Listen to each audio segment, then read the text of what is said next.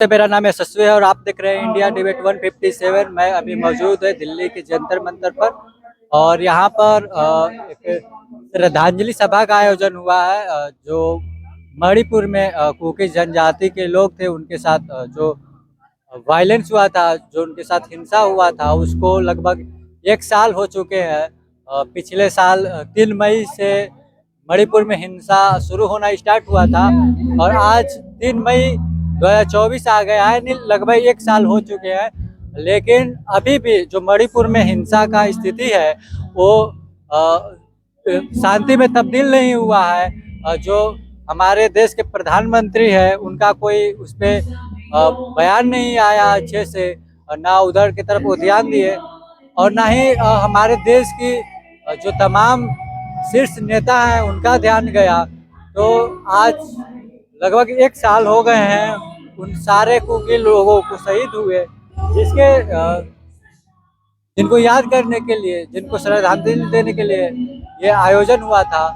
तो आइए हम बात करते हैं। ये जो सभा था मार्टिरियस लोग थे उनके लिए हुआ था। तो मतलब अभी आप देख सकते हैं 1 साल हो गया, मतलब 1 ईयर हो गया इन लोगों को शहीद हुए।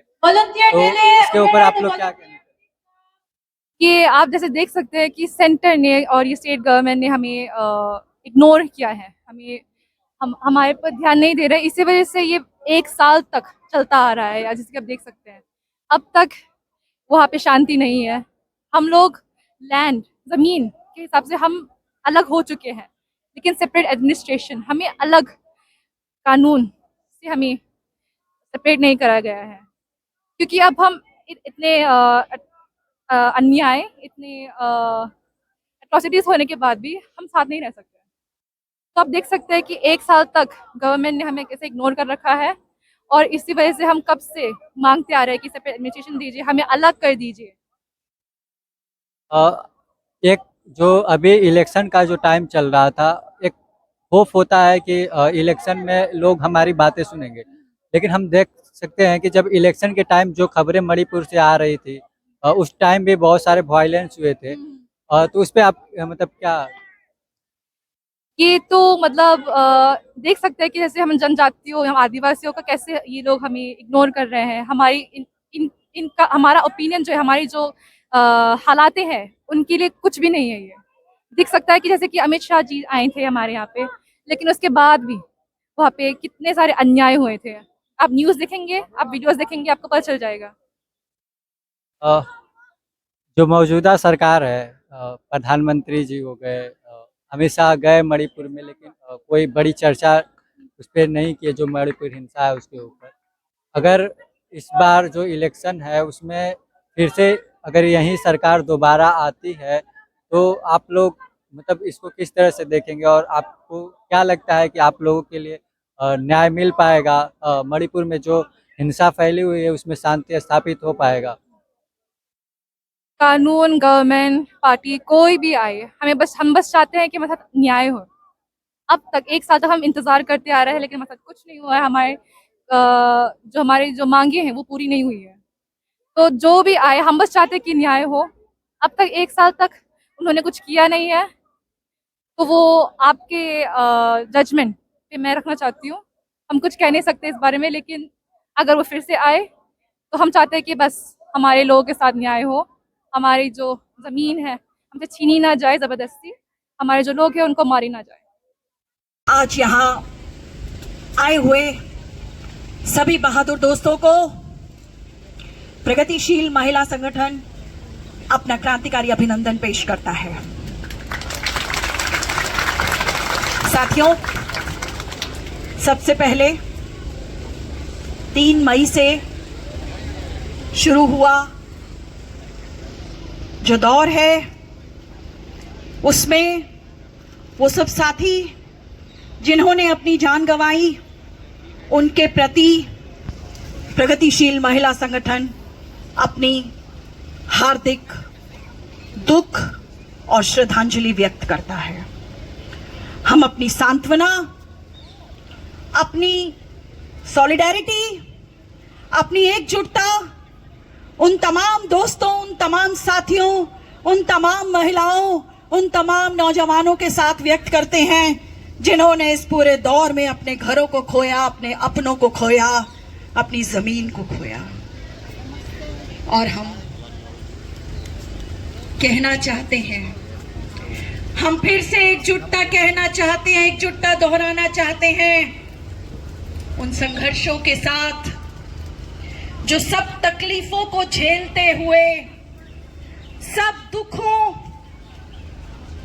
सब तरह के दमन और शोषण को झेलने के बाद भी, चाहे यहां आज जंतर मंतर पर आप प्रदर्शन कर रहे हैं या कल मणिपुर के अंदर जिस तरह से अलग अलग फॉर्म्स में आदिवासी महिलाओं ने संघर्षों को किया, उन सब के साथ भी हम एकजुटता अपनी जाहिर करते हैं।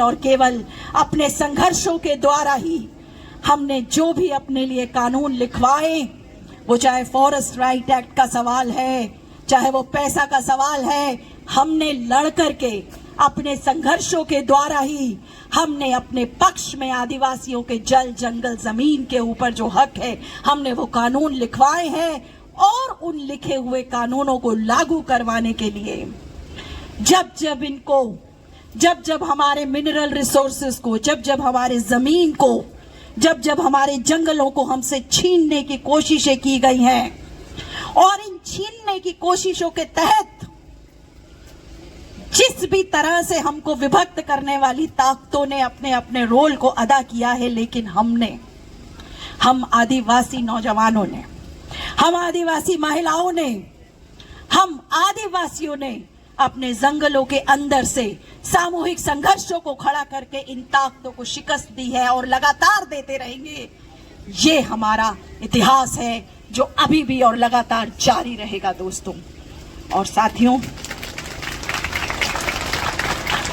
प्रगतिशील महिला संगठन लगातार आपके साथ 1 साल से आपके बीच में जंतर मंतर से लेकर जहां पर भी आपके संघर्ष का आह्वान रहा है, प्रगतिशील महिला संगठन आपके साथ कंधे से कंधा मिलाकर खड़ा हुआ है। और हम समझते हैं मणिपुर की न्यायप्रिय जनता, मणिपुर के आदिवासी, मणिपुर की महिलाओं का संघर्ष मजबूर करेगा कि मणिपुर के अंदर जो आदिवासी महिलाओं के ऊपर बर्बर यौन हिंसा हुई है, उस यौन हिंसा करने वालों को स्ट्रिंजेंट पनिशमेंट मिलेगी। आपका संघर्ष इस चीज की गारंटी करेगा।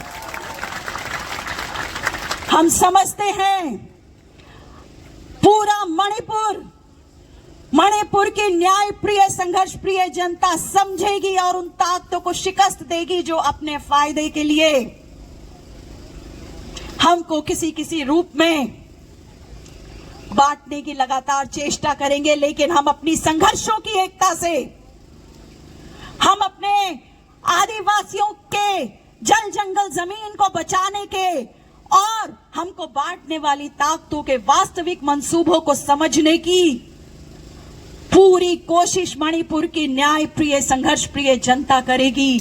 और साथियों,